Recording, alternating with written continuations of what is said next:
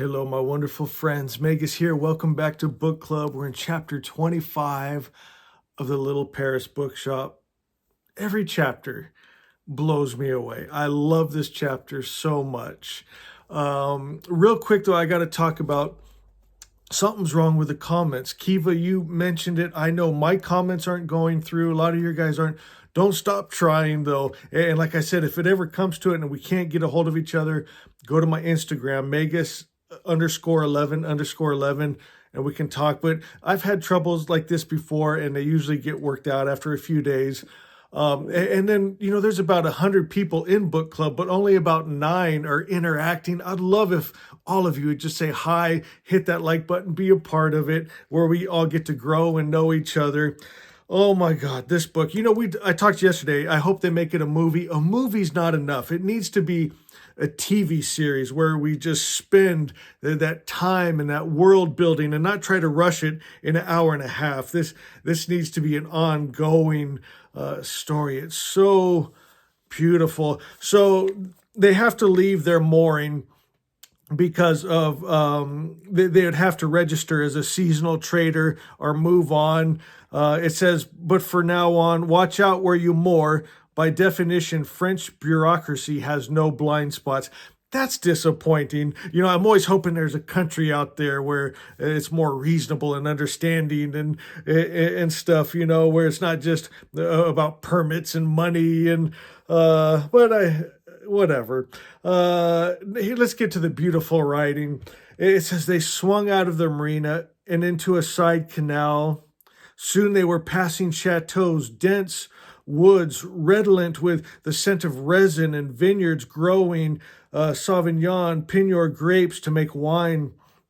The farther south they went, the warmer the summer weather. From time to time, they would meet a boat with women in bikinis stretched out on the deck. In the river meadows, alders, brambles, wild vines formed a magical jungle, dappled with shimmering greenish lights and spangled with twirling forest particles. Marshy pools lay sprinkling among the elderberries and leaning beaches. Oh, that is beautiful. Will you stay with me? I got to read that one more time. I felt that one.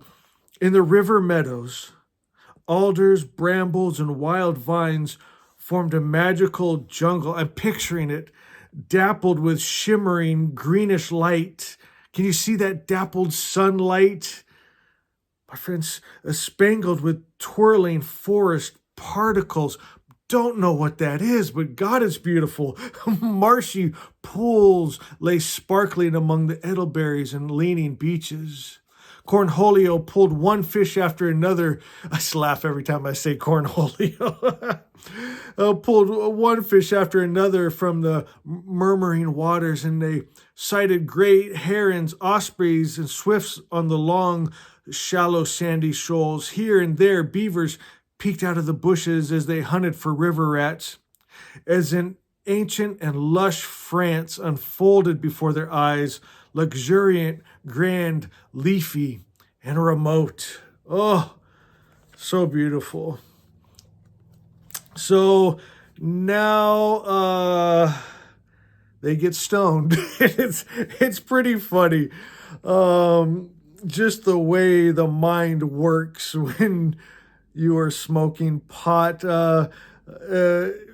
Real quick, produced, thinking about that he has not yet confessed to Max or Cornholio that the woman for whom he cast off from Paris had long since died.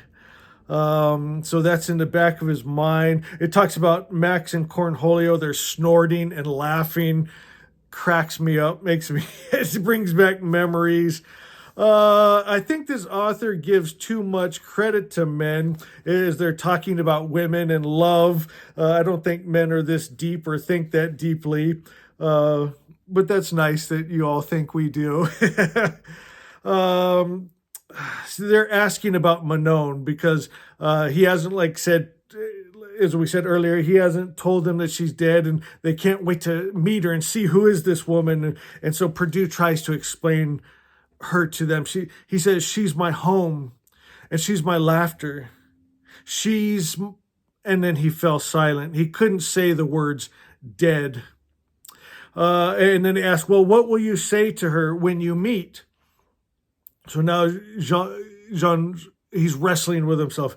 How do I say this? And so the only truth he could come up with is forgive me. I thought that was beautiful. Oh, and then here again, they're smoking pot, and so they're thinking deep thoughts, right? This cracks me up. Imagine if you had to buy beautiful words before you could use them. Some people with verbal diarrhea would soon be broke, and the rich would call the shots because they'd buy up all the important words. And I love you would cost the most, and twice as much if it's not used sincerely. The poor would have to steal words or play charades rather than speak. We should all do that anyway. Loving is a verb, so do it.